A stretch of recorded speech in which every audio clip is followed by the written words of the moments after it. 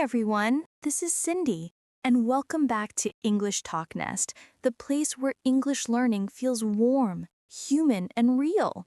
I'm truly glad you clicked on this video. It means you care not just about learning English, but about feeling alive in English.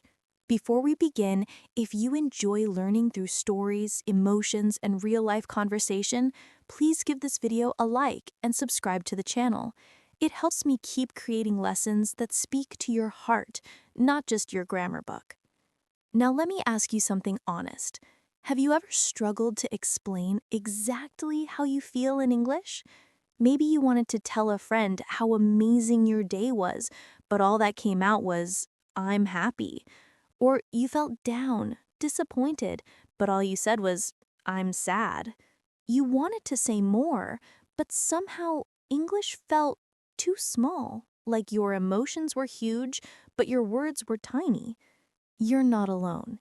Every learner feels this at some point. Even advanced speakers sometimes feel stuck in this emotional cage, knowing what they feel inside, but not knowing how to let it out naturally in English. And that's exactly what will change today. Today's lesson isn't just about vocabulary, it's about unlocking something much deeper. I call it emotional fluency. It means being able to express the full range of your feelings in English, the joy, the frustration, the peace, the sadness, the excitement, all of it. Because when you can say what you really feel, you stop sounding like a student and start sounding like yourself. So let's start right here, right now. Think about the last time you said, "I'm fine." How true was that? Did you really feel fine? Or maybe you were tired, relaxed, anxious, or proud, but fine was the easiest thing to say. We do that in our own language too, don't we? But when we do it in English, we miss the chance to connect. Let's make a deal today. For the next few minutes, we'll go beyond happy, sad, good, and bad. We'll unlock the true colors of your emotions, those exact words that can help you express your thoughts more clearly and more beautifully. Imagine this. You meet a friend and they ask, "How are you?" Instead of saying, "I'm good," you pause for a second and say, "I'm content." It's calm, peaceful, real. Or maybe you say, "I'm thrilled, I've finally finished that project." Suddenly, your English isn't just correct, it's alive. Your words match your feelings. That's the goal. Because emotions are like music, and vocabulary is your instrument. The more notes you know, the more melodies you can play. The more emotion words you know, the more truth you can express. And here's something many learners don't realize. When you expand your emotional vocabulary, your confidence naturally grows. Why? Because you stop worrying about sounding right and start focusing on being real. You start to think, feel, and speak in English, not just translate from your native language. That's when English becomes part of who you are. I remember one of my students, Aya, from Japan. She once told me, "Cindy, I can explain my job in English, but not my heart." That line stayed with me for years. We worked together for a few months, and every lesson, she learned new emotion words, not by memorizing them, but by connecting them to real memories. When she described her trip to the mountains, she didn't say, "I was happy." She said, "I felt serene." When she talked about missing her grandmother, she said, "I felt wistful." And that was the turning point. English stopped being a school subject for her. It became a mirror of her inner life. That's what I want for you too. Not just to know English, but to feel English, to make it the language of your emotions, your connections, your everyday thoughts. So, let's begin our emotional journey. In a moment, we'll start unlocking the real vocabulary of feelings, those beautiful shades of joy, peace, sadness, and confusion that make us human.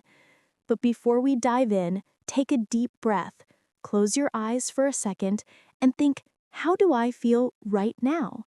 Don't try to translate it, Just feel it, because this lesson isn't about learning from your head, it's about learning from your heart. All right, are you ready to discover the words that will finally let your emotions speak fluently in English?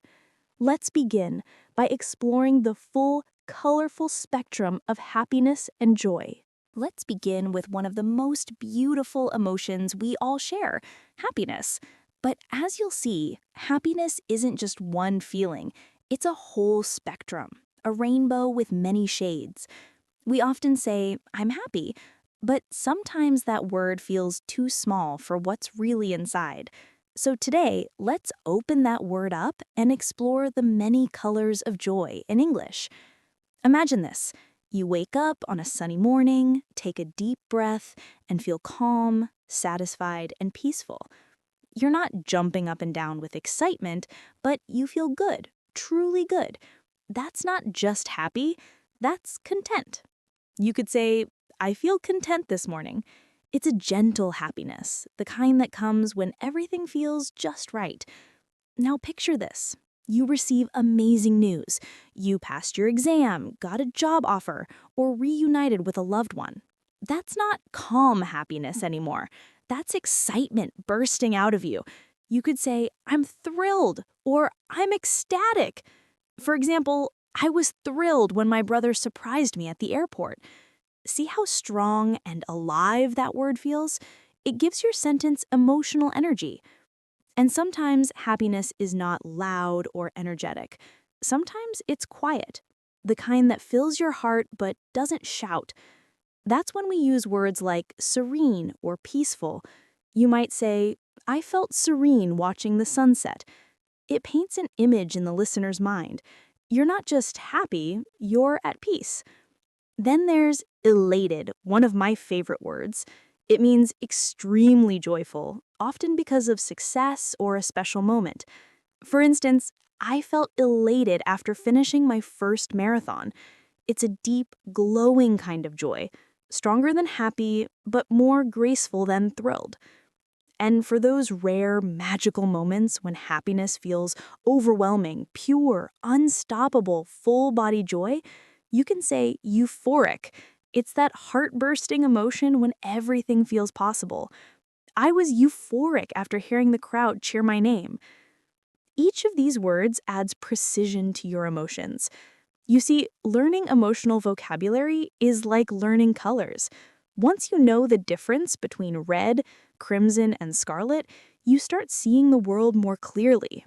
The same thing happens with emotions.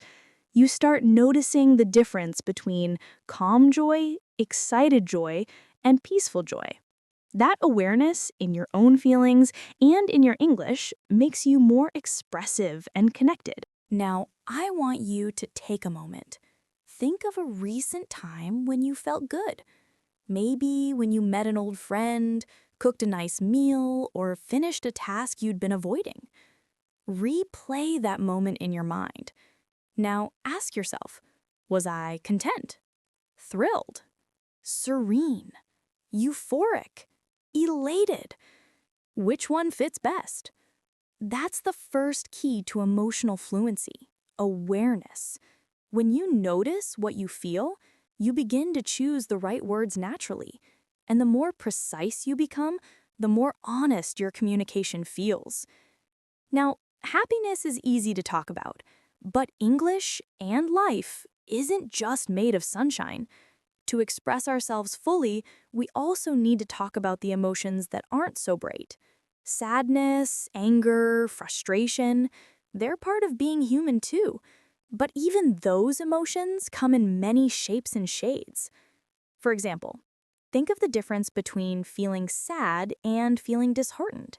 Sad is general, but disheartened tells us that you lost motivation or hope. I felt disheartened when I didn't get the job. It's not just sadness. It's the sadness that comes after trying hard and failing. Or maybe you feel frustrated. That's when you're stuck, trying to make something work, but it won't.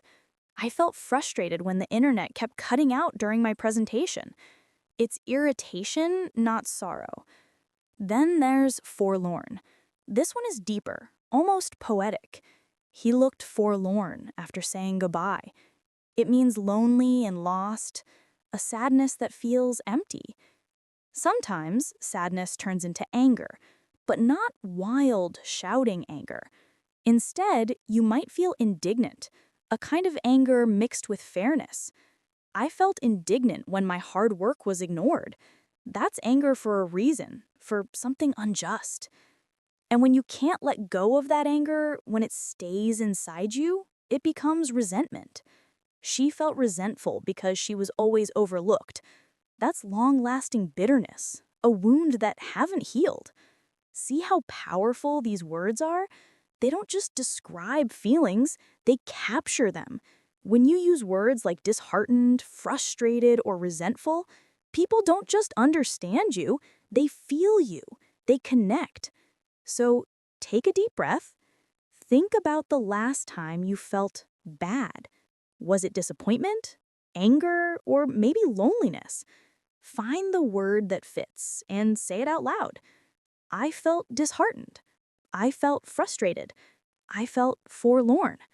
That's how emotional fluency begins, with honesty and precision.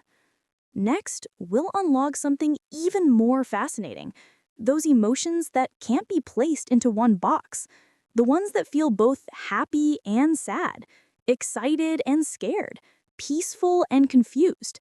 Because real life is rarely one emotion at a time, and English has the perfect words for that too. Now, let's go a little deeper into the emotions that don't fit neatly into happy or sad. You know those moments when your heart feels full and heavy at the same time? When you're smiling, but there's also a little ache behind it? Those are the blended emotions, and English has some truly beautiful words to describe them. Let's start with bittersweet. This word captures that strange emotional mix when something makes you both happy and sad. Think of watching someone you love grow up, graduate, or move away. You're proud and full of love, but also a little heartbroken because a chapter is closing. You might say, "It was a bittersweet day watching my daughter graduate." One word, and it tells a whole story. Next is nostalgic. Have you ever heard an old song that suddenly takes you back in time? Maybe a smell, a place, or a photo that makes your chest tighten just a little? That's nostalgia. It's a warm sadness, a longing for the past. I felt nostalgic when I walked through my old neighborhood. It's not about wanting to go back, but about cherishing what once was. Then there's wistful. It's similar to nostalgic, but softer, quieter, almost dreamlike. When someone gazes out the window thinking about something they miss, maybe a person, a time, or a possibility that never came true, that's wistful. She gave a wistful smile as she remembered her childhood summers. Now let's talk about ambivalent. This one's a powerful one. Ambivalence means having two opposite feelings at the same time. You love something, but it scares you. You're excited about a change, but also nervous. You might say, "I feel ambivalent about moving abroad. I'm thrilled for the adventure, but sad to leave my family." It's complex, but it's real. And then there's perplexed. This one's for those confusing emotional moments when you can't quite name what you feel.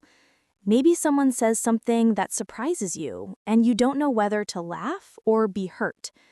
You can say, "I felt perplexed by what she said." It's that emotional fog when feelings don't make sense yet. These words don't just add variety to your English, they help you see yourself more clearly. Because here's the truth. Language shapes emotion. When you learn to describe your feelings accurately, you also learn to understand them better. It's not just about sounding fluent.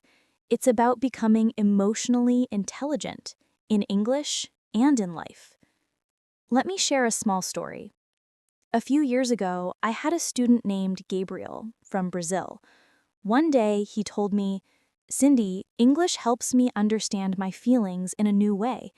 He used to describe everything with simple words good, bad, sad. But as he learned words like bittersweet and nostalgic, he began to see that life isn't black and white. It's a mix of emotions, just like English itself, layered, beautiful, and real. So here's a small exercise for you. Think of a memory that makes you both happy and sad. Maybe saying goodbye to someone, or leaving your hometown, or finishing school. Take a moment and describe it in English. Was it bittersweet, wistful, nostalgic? Try to capture the feeling as honestly as you can. When you do this, you're not just practicing English, you're connecting your language to your heart. That's what I call emotional fluency. Now, before we move on, let me tell you something important. Expanding your emotional vocabulary is not just about learning fancy words, it's about emotional precision. When you can express exactly what you feel, you stop hiding behind, I'm fine, or I'm okay. You start communicating with depth and honesty. People feel safer around you. They understand you better. You build real connection, not surface-level conversation. That's why emotional vocabulary is a form of power. The power to connect, the power to express, the power to heal. And once you begin noticing these emotions, happiness, sadness, confusion, nostalgia, the next step is to practice using them in real life, because knowing words is only the beginning. Using them is where fluency truly begins. So in our next part, I'll share how to build your emotional intelligence toolkit, practical, easy ways to remember these words, use them naturally in conversation, and make them part of your daily English life. Because emotions are not something we study, they're something we live, and your English should live with them too. Now let's bring everything together, because learning emotional vocabulary isn't just about memorizing words, it's about living with them. This is where your emotional intelligence toolkit comes in. Think of it as your daily practice, small habits that help you not only remember new emotion words, but truly feel them in English. Let's start with something simple, journaling. I know you've probably heard that before, but let's do it the right way. Every night, take 2 or 3 minutes to write one small paragraph about your day. But here's the rule. You can't use basic words like happy, sad, or angry. You must replace them with something more specific.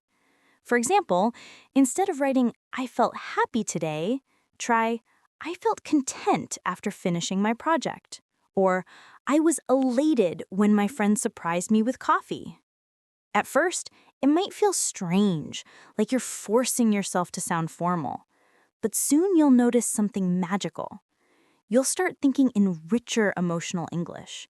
You'll connect words with real experiences. Then comes the second practice, active listening. Every time you watch a movie, a series, or even a YouTube video in English, listen closely to how native speakers describe emotions. You'll hear phrases like, I'm thrilled for you. That really frustrates me. She seemed kind of wistful. Or, he's resentful about that. Pause and repeat those lines. Try to imagine how you would say them in your life. It's one of the most natural ways to learn emotional vocabulary, through real voices in context. Now, here's another tool that might surprise you, a feelings thesaurus.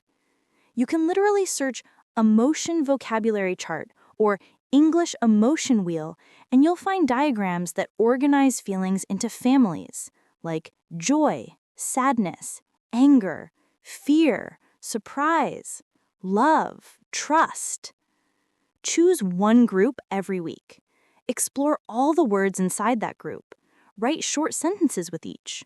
For example, under fear, you'll find uneasy, anxious, terrified, hesitant, alarmed.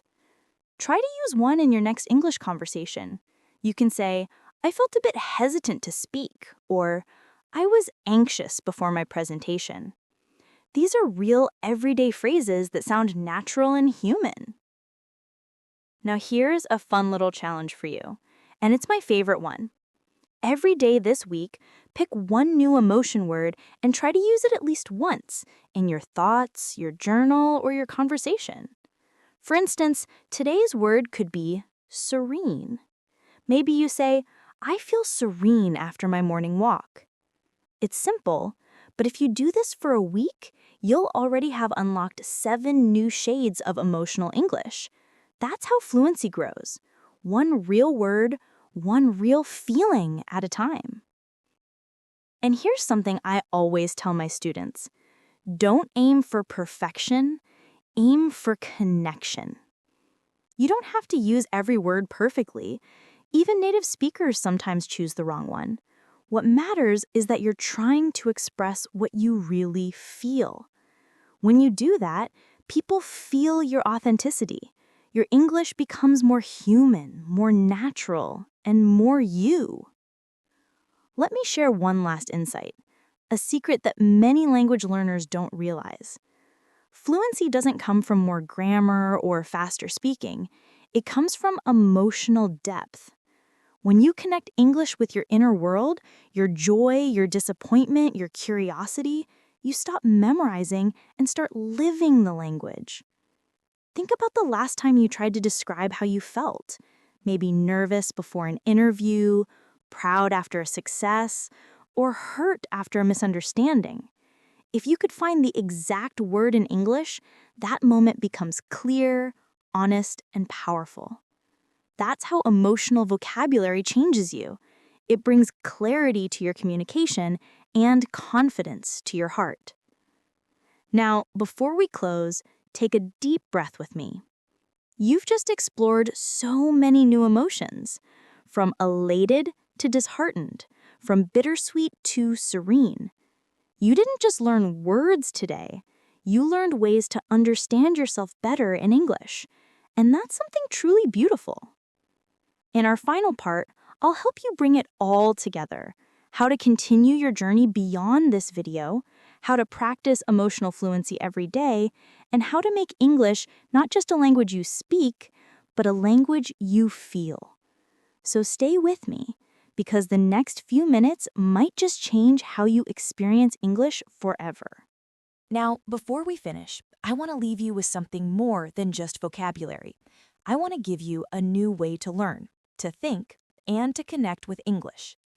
Because at the heart of it, fluency isn't only about speaking correctly or fast. It's about feeling fully and expressing those feelings naturally. That's how native speakers connect with each other, through emotion, tone, and honesty. And you can do that too. Let's start here. Make English your emotional language. When something good happens, don't just think it in your native language first. Try to feel it in English. Say to yourself, I'm content today. I'm grateful for this moment. I'm thrilled to see my progress. And when something hurts, try to describe that too. I feel disheartened. I'm a bit frustrated. I'm confused. This small shift changes everything, because every time you attach emotion to English, you build a real connection between the language and your life. Here's a truth I've seen in hundreds of my students. The more you connect emotionally with English, the faster you grow. Why? Because the brain remembers feelings more than facts. When a word carries meaning, you don't forget it, you feel it. And that's the real secret to lasting fluency. Now, I know that for many of you, English sometimes feels like a wall, something between who you are and what you want to say. But I want you to imagine that wall slowly turning into a bridge. Each new word, each honest sentence, each moment of courage builds another piece of that bridge, one that leads straight to deeper connection, understanding, and confidence. If you've ever felt shy speaking English because you couldn't express exactly how you felt, that's okay.